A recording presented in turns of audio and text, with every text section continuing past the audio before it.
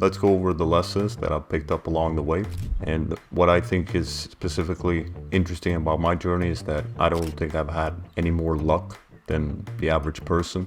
I don't think I've had more resources to start off with. And I think that what has made a difference is more so the principles that I've applied to. And that's what I want to discuss in this video. This is not something that's only related to book publishing, which is the route I take, but I think that you can apply to almost any business, what I will discuss in this video. So even if you're not into publishing, it can be an interesting video to watch. So I did a video on the components that I think lead to a successful book. So this will be more so the components that I think lead to a successful business and what I wish I knew earlier on and the lessons that I picked up along the way. So the step-by-steps of building a self-publishing business or publishing books, it's a certain components, but once you've mastered it, it's time to move on to bigger challenges, just like you're building a puzzle when you were a kid, or maybe you're still building puzzles. You don't want to continue to build the same puzzle because it gets boring. So you want to eventually seek a greater challenge beyond simply making books.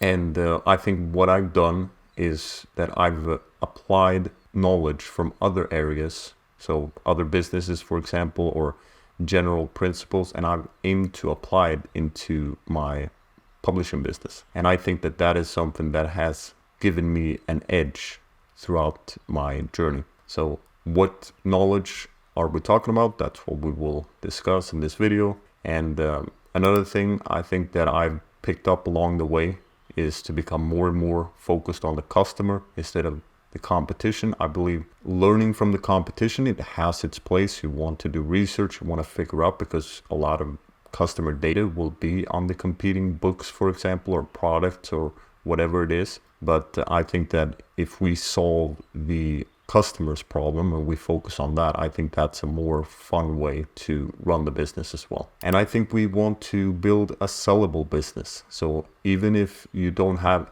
any intention of selling the business, I think it's good to have that in mind from the start, that I want to build processes and systems so that if I one day want to sell it, I can sell it. And the way to do that is to hire people and put them in place and create standard operating procedures, etc., etc.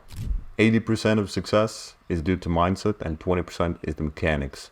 So this is a famous saying, and I believe that there's truth to this, because how come that two different people with the same intelligence, the same access to resources, can go through the same course but get vastly different results? I think that is the case with me. I went through a course in the beginning of my journey, and I don't think I was necessarily any smarter or had more access to resources.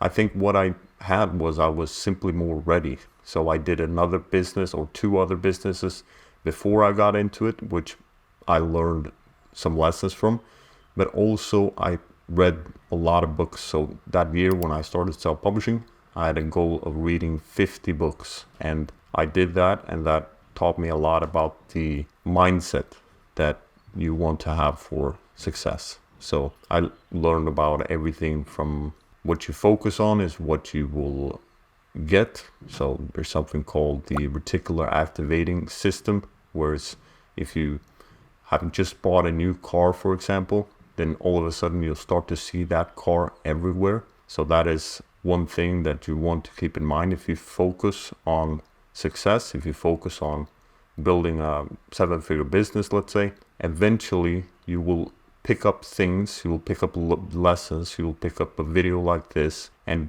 that will aid you in your journey towards that goal. So one thing I've realized is that there's an abundance of opportunities, and that if you have an abundance mindset instead of a scarcity mindset where you try to hold on to everything, it's a much more fulfilling way to live. And I also think that you get better results if you're more abundant in your way of thinking.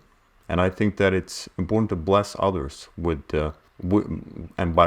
wishing them success, because if you bless others, then what happens is that you're blessing yourself in the process. So if you're wishing success for someone else, then it will make it easier for yourself to become successful. Because let's say that you have a certain belief that money is, or people with money, they're evil, let's say, and you see yourself as a good person, then it will be very hard for you to attract money, because you believe you're a good person and you believe that people with money are evil. So there will always be a mismatch, and you'll probably end up self-sabotaging. So that's why you want to ensure that you have your beliefs solid, and being grateful is something that also will make the journey a lot more enjoyable. So we live like kings did 200 years ago. Might as well appreciate what we have, even though it's less than someone else, for example. We still have a lot if we go through the list. So one person that I studied a lot in the beginning was Tracy. So that's one of my favorite people to learn from when it comes to the mindset of success and general principles. So for example, one thing that Brian talks about is if you read one book per month, you will be in the top 1% of income earners in society. And if you study for 1 hour per day your field by, for example, watching videos or reading or listening to podcasts, then within 5 years you will be a national authority in the field. Another thing that Brian talks about is eating the frog. So starting the day with the hardest task first. So instead of checking emails, the first thing we do, we want to focus on the things that will grow our business. Another thing that he talks about is that successful people, they do what they need to do, whether they feel like it or not. So examples in my own life, early on in the business or early on in my journey, I made tens of thousands of cold calls, didn't feel like doing any of them. When I did a little bit of fighting, I didn't feel like going to sparring and getting punched in the face over and over again. I never felt like that. And working out, it's not something I enjoy either, particularly. Sometimes it feels good once you're doing it or afterwards, but the initial phase of going to the gym or whatever, it's not something that's particularly enjoyable for me, at least. And then working on my business, it's not something that's always super fun. Usually if you're eating frogs, that's not something that's particularly pleasant. So how can we structure our life and our brain in a way where focusing and working on our business becomes a reward? And I think the key to that is to decrease the stimuli that we're getting. So we're balancing our dopamine levels, which are out of whack now because of everything that we got access to, fast foods, social media, etc. Another principle is long-term thinking. So the marshmallow test, it's a test that they did on kids. They gave them a marshmallow, and then they said that, okay, if you do not eat this marshmallow for 50 minutes, I will come back and I will give you another one. And they followed up with the kids that were able to wait. They got more success in life later on because they had that willingness to delay gratification. So when I was making $10,000 a month, I didn't make any profit because I simply reinvested it into my business and into making the brand that I was working on better. So I believe that we want to have process goals. We want to have outcome goals, but having process goals, which means that we're focusing on the activity. So when I did sales, it was making a certain amount of calls every day. When we're doing publishing, it might be publishing a certain amount of books and making sure that every step in the creation of the book and marketing of the book is nailed. So we're doing it as best as we can. And in other businesses, there will be other components, but not focusing on the outcome, instead focusing on the process will also make it so that we can control the variables that lead to success instead of being frustrated that we're not getting the results that maybe we set out to do. Because results eventually usually follows if you've done the process correctly. And another principle is staying focused, not straying. So if you know my story, I did some other business models for a little while, and I realized that that was a mistake. I should have stayed focused on the business model that was working and that was giving me results. So I think a key also to scaling to 7 figures is having a strong base. So, for example, in my own journey, I've seen many short-term, let's call them loopholes that I could have jumped on and maybe made an extra $20,000 a month. But if you're thinking long-term, then jumping on those opportunities, it doesn't make sense. For example, let's say you're invited to parties, but on every party that you go through, you detract value from it, that eventually you're not going to be invited back because people do not see that you're providing enough value to this place, let's say. So it's the same with the platforms that we're using. If we're detracting value, so one example from publishing was that, say, 7 years ago or something like that, there was a loophole where some publishers, they put a link at the beginning of the book that took the readers to the end of the book, and then KDP would count those every pages because they were paying by the page that the customers read. They would count it as if the reader had read all those pages.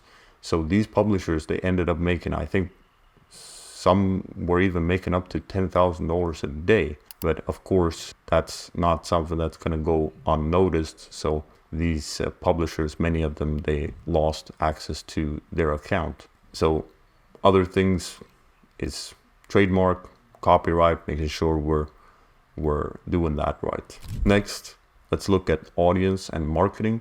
So when you're building an audience, it will be easier to market the books if you're doing book publishing. And it will be easier to get reviews, for example. And you're also not needing to be dependent on a specific platform. And when you have an audience, you can also make more money per product, which means that you're driving more sales to that specific book, let's say. But you can also make more money per customer, which means that the customer can buy several of your books or even products that you have on the back end, let's say. So having an audience, I think is very powerful and something that we want to build long term.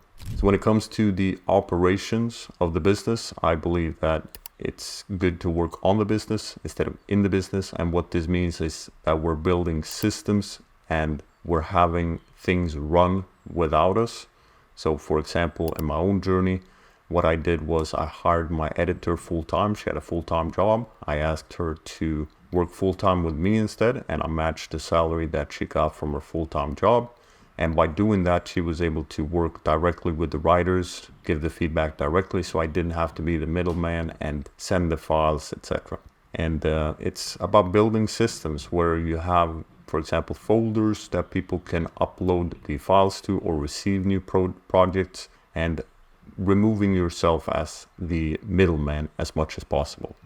And also, I believe that it's key to go back to basics to see, okay, what is it that is generating results?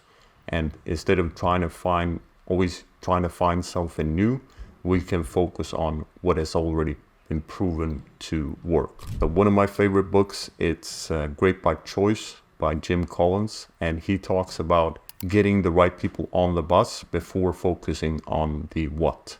And what this means is that people are either elevating, maintaining, or lowering the standards that you have in your business. So let's say you have one person and that person is doing a super great job. He's motivating the other people or having standards of the other people on the team to do a great job as well. So he's setting the bar higher. Then you might have some people that are simply maintaining the bar, but then you will have certain people which may be lowering the standards. So there's the saying that if you have a strong culture, then the new people that come in, they will become like the culture. But if you have a weak culture, then the culture will become like the new people that come in. Get a team of 8 players together and they will start policing themselves, and they will expect high standards from everyone on the team because that's what they're expecting from themselves. Another concept in Jim Collins' books is fire bullets first and then cannonballs. And what this means is that we want to test. We don't want to go all in on something that's not been tested first. So If we take a look at Amazon, then they've spent a lot of money on testing different things, and they've had many projects that have failed. But if we take, for example, Amazon Prime, that was a success. So even if you have certain books, let's say, that you publish, then if you have one book that succeeds, that might be all that you need to pay for all those failed books, let's say. So that's a great way. You only need one time in business to be a success. You could have failed 99 times before, but if you write that one time, that could be all you need. Another thing that I think separates me from a lot of people is that I don't think that I'm particularly best at any specific area when it comes to publishing. I think that there are people that can run Amazon ads better than me. I think that there are people that can write better than me. I think that there are people that can do a lot of things better than me. However, I have so much knowledge, which is at a high enough level that when you combine everything together, I'm able to see things from an overview perspective, and I'm able to identify what needs to be done better. And if we take Richard Branson, for example, we can see that he didn't even know what net or gross profit was for a long time in his business. And he had already built billion-dollar businesses at that point. So we don't need to know everything. We simply need to be able to put great people in place who have the knowledge that is needed for the business to run. So if you're not a great writer, then hire great writers. If you're not a great editor, hire great editors. If you're not a great cover designer, hire great cover designers. But aim to always be at the point where you're able to judge if something is good or bad, because that is what I think is the more valuable skill to have. But of course, you can also have other people which judge at the end of the day. But as an entrepreneur, I think focusing on providing as much value as possible to the end user, I think that is the key to focus on. And being good at managing people. So I talked a little bit about managing people, hiring A players instead of trying to develop a C player into an A player. And it's also about the way you give feedback to people. I'm not always perfect in the way I give feedback, but I like the book How to Win Friends and Influence People. So you start with something positive, and then you give the feedback like it's not a big deal. However, it's still something important, but then you end on a positive note. So a mistake I did in the beginning was that I was way too harsh with the writers. I would be direct and say, make them feel that they weren't good writers, and that's not how you want to do it. Or even the opposite, where it's you tell them, oh, you're a great writer. I don't think that's powerful either, because what happens when they don't do a great job? Then you will need to go back on that saying, and then they will think, okay, so you're saying I'm a bad writer now? So I think instead of judging the person, we want to look at their work and always judge the work that they're doing. So if you liked the video, hit the like button. That lets me know that you want me to make more of these types of videos. Thanks for watching. I'll see you in the next one.